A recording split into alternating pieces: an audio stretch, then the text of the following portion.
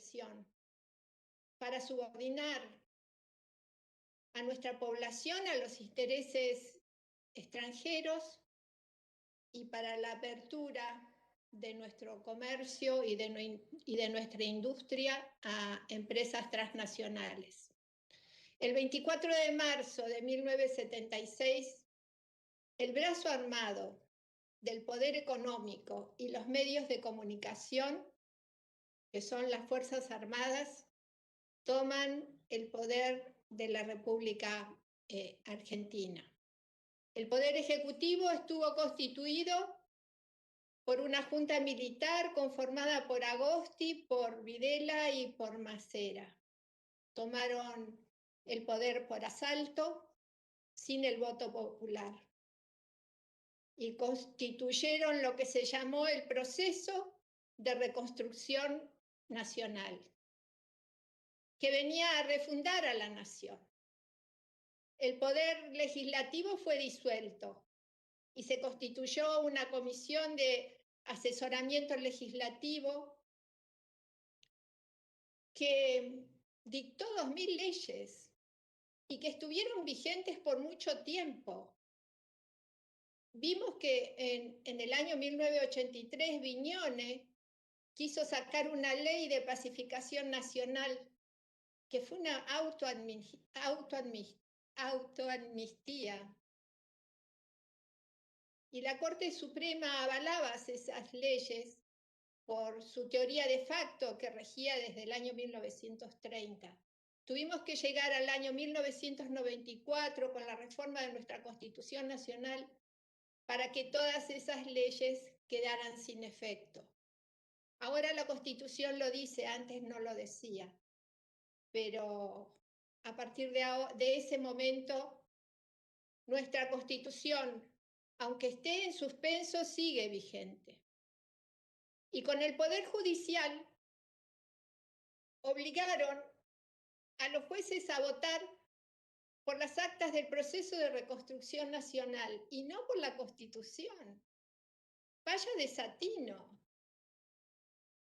Los crímenes de la dictadura eran vividos y reproducidos como fenómenos banales y por lo tanto eran triviales, burocráticos, a nadie le importaba.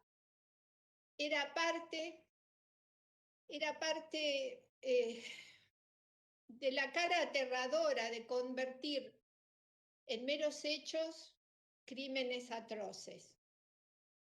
Así vimos que el robo de bebés, las desapariciones, las torturas, la violación de las embarazadas, el tirar personas dormidas al río desde los aviones, los fusilamientos, los saqueos, no eran motivo de preocupación por parte de la justicia. Acá en Neuquén, nuestro juez federal, al que le presentábamos los habeas corpus y le pedíamos justicia, cobraba sueldo no solamente de la justicia, sino del ejército al que había pertenecido y que le seguía pagando.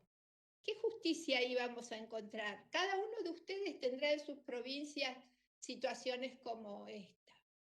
Y en lo económico estuvo la estatización de la deuda privada. El golpe se hizo para que los dueños de las empresas beneficiadas lo hicieron ellos y para ellos. Y podemos tener una lista larga, podemos nombrarlos, la empresa Ledesma, Ford, Asindar, Sogma, Mercedes-Benz, los bancos, la Rural, y otras circunstancias como la entrega a la empresa francesa total de toda la cuenca austral. El 25% del gas producido en la República Argentina viene de esa empresa. Podemos relatar también el robo de empresas. En cada una de nuestras provincias nosotros tenemos circunstancias que hemos vivido.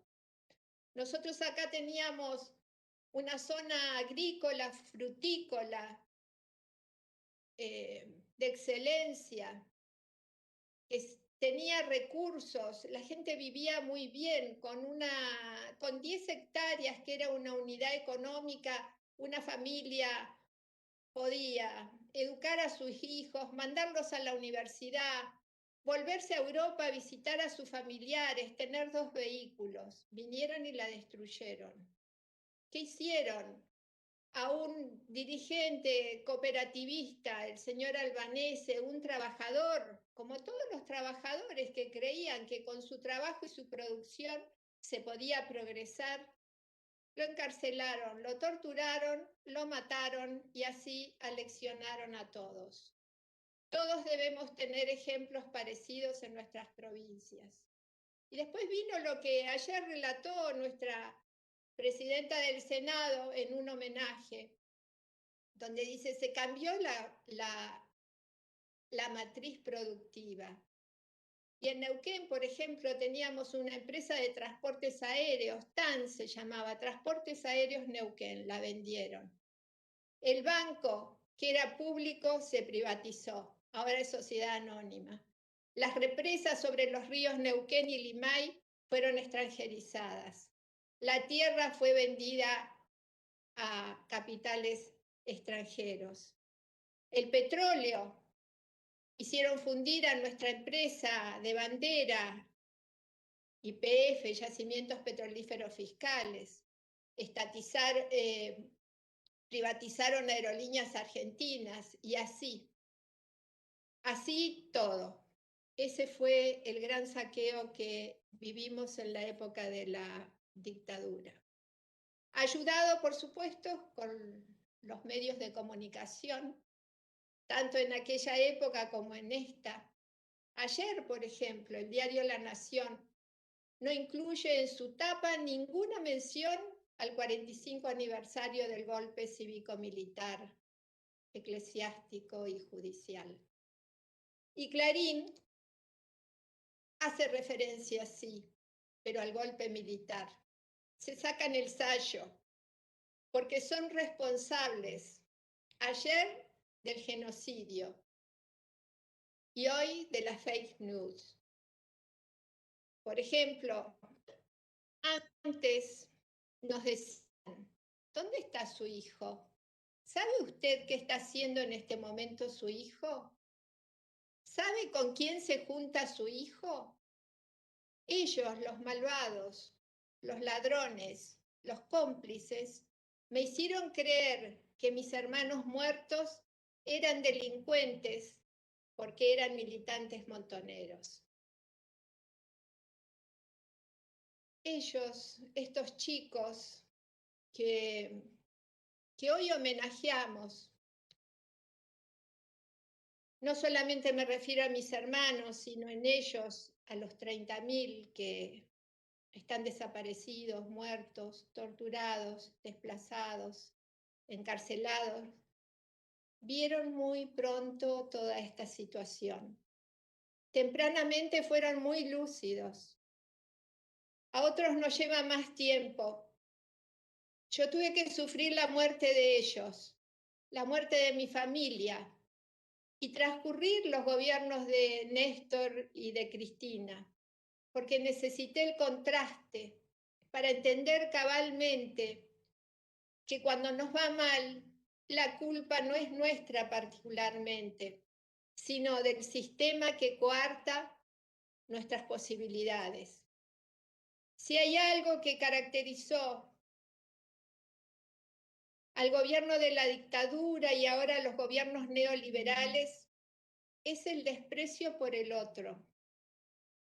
Es su angurria que no le hace trepidar en matar, en encarcelar, en producir dolor, en desquiciar, con tal de llenarse sus bolsillos de oro.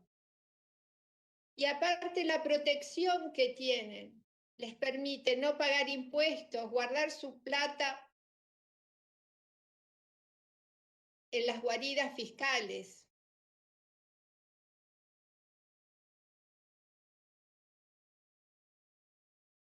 A mí,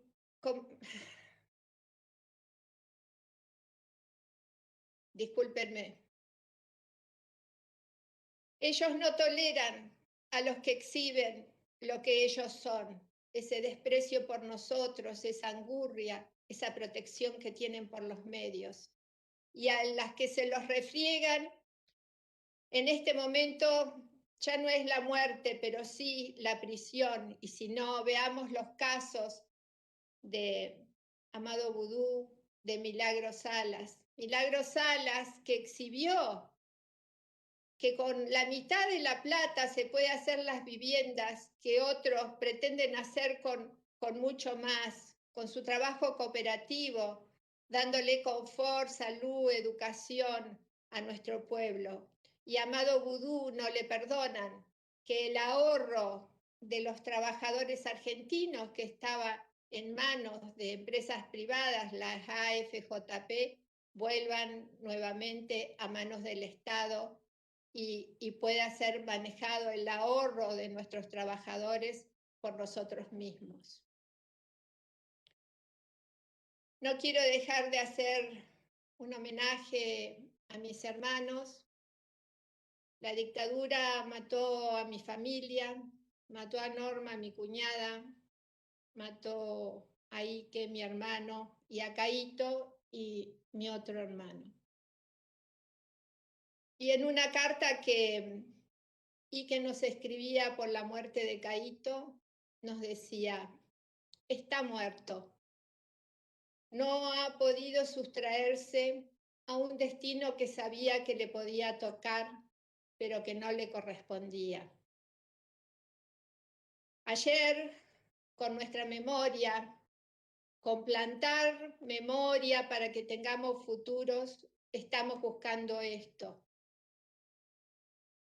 Que no tengamos que pensar que la muerte es un destino que nos podría tocar y del que no podemos sustraernos, para saber que podemos trabajar por los pobres, podemos trabajar por darles confort, por darles vacaciones, por darles salud, por darles educación, que podemos trabajar por dar las vacunas para salvar nuestra vida en medio de la pandemia, que podemos trabajar para que nuestros hijos tengan escuela pública, que podemos trabajar por justicia social, que podemos trabajar por soberanía política, que podemos trabajar por independencia económica, sin que nuestro destino tenga que ser el de los que hoy recordamos. Muchas gracias.